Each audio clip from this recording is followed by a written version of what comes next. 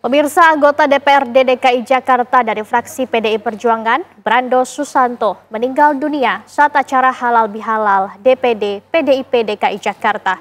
Brando Susanto merupakan ketua panitia acara yang tiba-tiba terjatuh dan tidak sadarkan diri saat memberikan kata sambutan. Saudara-saudara sekalian, ini duka kita bersama, tetapi Gubernur DKI Jakarta Pramono Anung tak kuasa menahan tangis saat mengenang sosok anggota DPRD Jakarta Brando Susanto.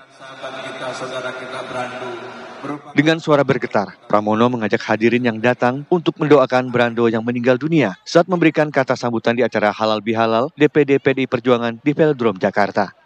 Pramono mengenang Brando adalah sosok yang baik, suka menolong dan pekerja keras. Dalam kesempatan ini, saya ingin mengucapkan duka yang mendalam. Inna lillahi wa inna ilaihi raji'un.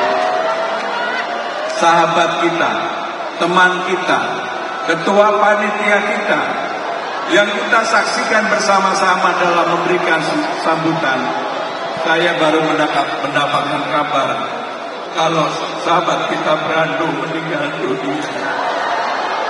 Untuk itu, marilah kita doakan semoga saudara Brando mendapatkan surga atas apa yang telah dilakukan. Al-Fatihah. Saudara-saudara sekalian, ini duka kita bersama, tetapi kita tidak boleh menyerah dan kita tetap harus bekerja karena apa yang dilakukan sahabat kita, saudara kita Brando merupakan contoh bagi kita semua bekerja sampai dengan akhir hayatnya.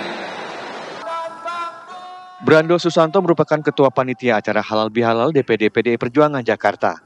Brando tiba-tiba terjatuh dan tidak sadarkan diri saat memberi sambutan dan langsung dievakuasi dari atas panggung untuk dilarikan ke rumah sakit. Tim TV One mengabarkan.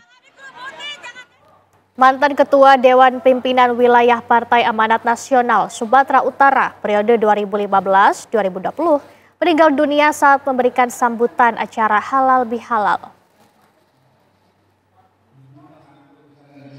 Zulkifli Hussein tiba-tiba terjatuh saat menyampaikan sambutan di acara halal bihalal masyarakat Pidi Raya di kota Medan pada Minggu siang 27 April 2025. Sejumlah tamu yang hadir langsung membawa Zulkifli Hussein ke rumah sakit.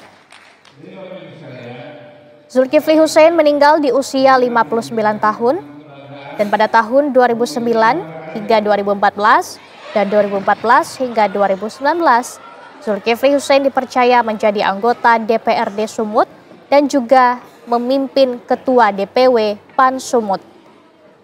Jenazah dimakamkan hari Senin tak jauh dari kediamannya.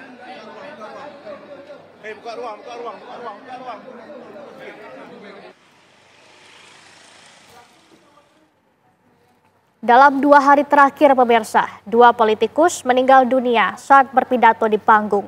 Anggota DPRD Jakarta dari fraksi PDI Perjuangan, Brando Susanto, meninggal dunia saat menyampaikan laporan kegiatan halal bihalal DPD PDIP Jakarta.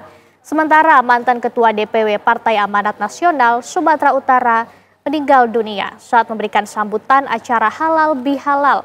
Apa yang terjadi dengan mereka sehingga tiba-tiba meninggal dunia? Untuk membahasnya, langsung saja kita akan tanyakan kepada dokter spesialis jantung, Dr. Vito Anggarino Damai. Selamat malam, Dr. Vito. Mungkin Anda bisa jelaskan ini apa yang sebenarnya terjadi dengan 2 politikus yang tiba-tiba meninggal dunia saat sedang berpidato. Ya, baik Laura, tentu saja saya sangat juga ikut berduka cita dan menyampaikan bela sungkawa untuk keluarga dan tentu saja banyak orang yang tinggalkan. Tadi kita lihat bahwa 2 politikus tersebut memang orang yang public figure dan memang tentu saja banyak menjadi orang penting ya di dalam berbagai acara. Dan tadi kita lihat bagaimana tiba-tiba terjatuh. Memang saya tidak bisa berspekulasi mengenai penyebab sebenarnya apa, karena kita tidak melihat secara langsung. Tapi kalau kita lihat dari statistik dan juga dari keilmuan, memang penyebab terjadinya sudden cardiac death atau henti jantung mendadak itu paling sering adalah serangan jantung. Itu yang paling sering terjadi dan memang seringkali membuat orang kaget tiba-tiba mendadak, bahkan umumnya orang akan bilang tidak ada gejala sebelumnya. Nah, dalam kasus ini sebenarnya memang bisa dicegah, dan juga ada satu hal lagi yang saya ingin supaya kita semua sadar adalah bahwa kita harusnya lebih banyak orang yang bisa melakukan CPR atau resusitasi jantung paru. Jadi bagaimana melakukan bantuan hidup dasar, bagaimana kita melakukan pertolongan pertama untuk kasus seperti ini. Karena ini kan pernah juga beberapa kali terjadi juga pada atlet bahkan demikian. Jadi dua hal tersebut yang saya soroti adalah, satu, memang ya kita saling mengingatkan untuk reminding bahwa pentingnya pencegahan dan check up atau pentingnya pemeriksaan rutin. Dan yang kedua adalah pentingnya untuk bisa melakukan CPR atau bantuan hidup dasar juga pada kasus seperti ini. Orang-orang yang ada di tempat publik ya, security, walaupun dia bukan sebagai seorang petugas medis, harusnya dia bisa melakukan bantuan hidup dasar karena ada pelatihannya sebenarnya untuk awam sekalipun. Dan apa yang dilakukan itu sebenarnya bisa meningkatkan survival atau kemungkinan untuk orang yang henti jantung itu bisa selamat kembali. Asal cepat dibawa dan bisa cepat dilakukan prosedur untuk penyelamatan di tempat medis. Tapi kan untuk awalnya harus tahu dulu bagaimana cara menanganinya. Tentu saja memang kasus seperti ini sangat mengagetkan, mungkin orang juga nggak langsung bisa bereaksi, tapi kalau memang sudah terlatih melakukan bantuan dasar, akan lebih baik lagi dan memperbesar kemungkinan orang akan lebih bisa diselamatkan. Baik, Dokter Vito, tapi ini mereka sedang tidak melakukan aktivitas olahraga atau aktivitas berat lainnya. Apa yang menjadi pemicunya? Apakah mungkin kondisi nervous dengan jantung berdebar-debar ini bisa menjadi pemicu, dokter? Ya, memang kalau dalam kondisi orang stres secara psikologis, rapat, ataupun dengan kondisi lagi tegang, ataupun lagi euforia, ya, ataupun sedih berlebihan, itu memang bisa memicu terjadinya henti jantung atau serangan jantung, apabila kita mengatakan yang paling sering karena serangan jantung. Nah, sebenarnya justru poinnya adalah ketika pencegahan, ketika tidak ada keluhan, tidak ada gejala apa-apa. Banyak orang yang datang kepada saya untuk sebenarnya periksa karena dia bilang, saya mau cek karena saya mau make sure bahwa I'm okay gitu. Jadi karena itu dia periksa karena dia tahu bahwa justru kita cek itu ketika sedang tidak ada apa-apa, tidak ada keluhan, dan itu sering kali terjadi. Nah, sebenarnya yang menjadi penyebab itu adalah faktor risiko yang klasik ya. Yang klasik itu berarti memang yang sudah sering orang tahu juga. Tapi saya akan ulang di sini dengan cepat. Satu, pertama darah tinggi yang tidak terkendali.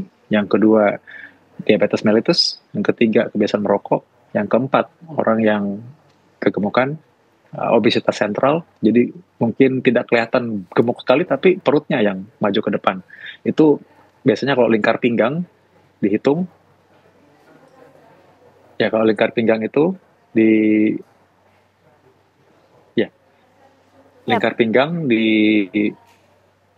diperiksa itu biasanya 80 cm kalau untuk perempuan, 90 cm untuk laki-laki. Nah, itu satu faktor risiko yang utama. Dan yang berikutnya adalah kalau orang tersebut punya kadar kolesterol yang berlebihan. Dan ini adalah faktor risiko yang sebenarnya bisa kita kendalikan. Jadi di luar kita bilang genetik atau keturunan, tapi sebenarnya kalau kita bicara mengenai faktor risiko yang bisa dikendalikan untuk mencegah penyakit jantung, dan bisa mencegah sampai 80% penyakit jantung, itu adalah sebenarnya tadi, hipertensi, diabetes mellitus, ya, penyakit gula, ya, kegemukan, obesitas, lalu dia kolesterol tinggi, dan kebiasaan merokok. Nah, jadi rapat atau pidato ini sebenarnya pemicunya aja. Penyakitnya sudah dari sebelum-sebelumnya. Dan sebenarnya bisa diketahui kalau kita sudah periksa. Baik, ini untuk orang-orang dengan riwayat penyakit jantung yang seperti dokter ceritakan tadi. Apakah ada hal-hal yang sebaiknya mereka lakukan untuk mencegah high impact dari penyakit itu sendiri? Mungkin ketika mereka akan melakukan aktivitas olahraga atau pekerjaan yang membuat deg-degan. Apa yang sebaiknya mereka lakukan, dokter? Ya, kalau memang untuk melakukan olahraga, sebenarnya saya tuh sekali lagi ya, kita tidak boleh bilang bahwa olahraga penyebab orang serangan jantung, karena justru kebalikannya, olahraga ini pencegah serangan jantung. Banyak orang yang akhirnya ditakut-takuti atau mungkin merasa menakut-takuti orang lain karena tanpa sadar dia bilang, ini gara-gara olahraga nih gitu ya, padahal sebenarnya bukan. Jadi ingat, olahraga itu sebenarnya bukan menjadi masalahnya, tapi menjadi masalahnya adalah karena tidak tahu ada penyakit jantung sebelumnya. Jadi kalau memang mau menghadapi mungkin seperti ini, ada pidato atau mungkin acara yang besar, acara yang penting, sebaiknya check up dulu. Karena seringkali saya misalkan ada menerima pasien-pasien yang sedang mau untuk mereka ada acara besar, mereka ada juga yang sadar, oke, Tapi ini kayak 2 minggu lagi saya mau acara besar, saya mau make sure I'm okay gitu kan. Nah itu kita masih bisa lakukan pencegahan. Contoh misalnya kita tahu, oh Pak, ternyata tensi Bapak tinggi selama ini. Nah coba kita lakukan pencegahan, kita bisa, kalau memang perlu obat kita kasih obat, kalau memang tidak perlu obat kita kasih tahu bagaimana cara dia memanage stresnya gimana. Terus kalau memang dia ternyata punya persoalan penyakit jantung, make sure pastikan bahwa obat-obat jantung yang proper yang memang diperlukan dia konsumsi. Jangan sampai lupa cuma karena dia perlu ke kota lain, sehingga acara kota lain dia tiba-tiba tidak minum, susah mencari obatnya lagi. Jadi menjaga jantung tetap sehat dan stabil itu penting sekali dalam acara-acara seperti ini, yang besar seperti ini. Ya mungkin kalau misalkan ini buat reminder buat kita semua sendiri aja, kalau memang ada acara yang penting dan acara yang besar, saling mengingatkan. Gimana, you okay? Baik-baik aja nggak? Kesehatan oke nggak? Karena sebenarnya bukan karena kelebihan kerja saja sih, ya maksudnya kan seringkali orang bilang ini karena kecapean, ya benar kecapean juga nggak bagus, tapi sebenarnya kecapean itu tidak membuat orang henti jantung kalau jantungnya baik-baik saja atau stabil-stabil saja. Orang boleh punya darah tinggi tapi terkendali dengan obat atau terkendali dengan pola hidup dia. Orang boleh punya masalah jantung tapi bisa stabil dengan bantuan obat-obatan atau dengan cara dia memanage dirinya sendiri. Orang-orang yang masih sehat atau orang-orang yang punya faktor risiko belum tentu harus punya obat, tapi dia harus tahu bagaimana cara mengendalikan pola makan dia, tahu olahraga yang aman bagaimana, batas amannya bagaimana, tahu cara bisa mengendalikan stres, tahu bahwa dia sebenarnya mampu atau bisa mengendalikan diri untuk bisa menangani diri, mencegah faktor risiko. Jadi ya nggak selalu obat juga. Intinya dia harus mengenali diri sendiri. Nah, kalau bagi masyarakat mungkin bisa manfaatkan bagaimana cek kesehatan sekarang juga sebenarnya sudah disediakan ya di berbagai tempatnya bisa sih bagaimana cek kesehatan dan sesuaikan dengan budget masing-masing, tapi itu saya percaya bahwa sangat penting dan itu akan sangat krusial sekali buat Anda semua, jadi nggak kaget-kaget tiba-tiba terjadi penyakit jantung dan menghadapi komplikasi langsung. Penyakit jantung pembuluh darah ini sebenarnya paling gampang diatasi kalau masih baru dalam keadaan masih ringan. Atau lebih baik lagi faktor risiko aja. Orang misalnya contoh demam darah tinggi aja, kan bisa ditangani sebelumnya. Jadi tidak sampai harus terjadi komplikasi penyakit jantung. Baik, semoga kejadian seperti ini tidak berulang lagi dan semoga kita lebih aware dengan kondisi kesehatan. Terima kasih Dr. Vito atas informasi Anda. Selamat malam, selamat beraktivitas kembali.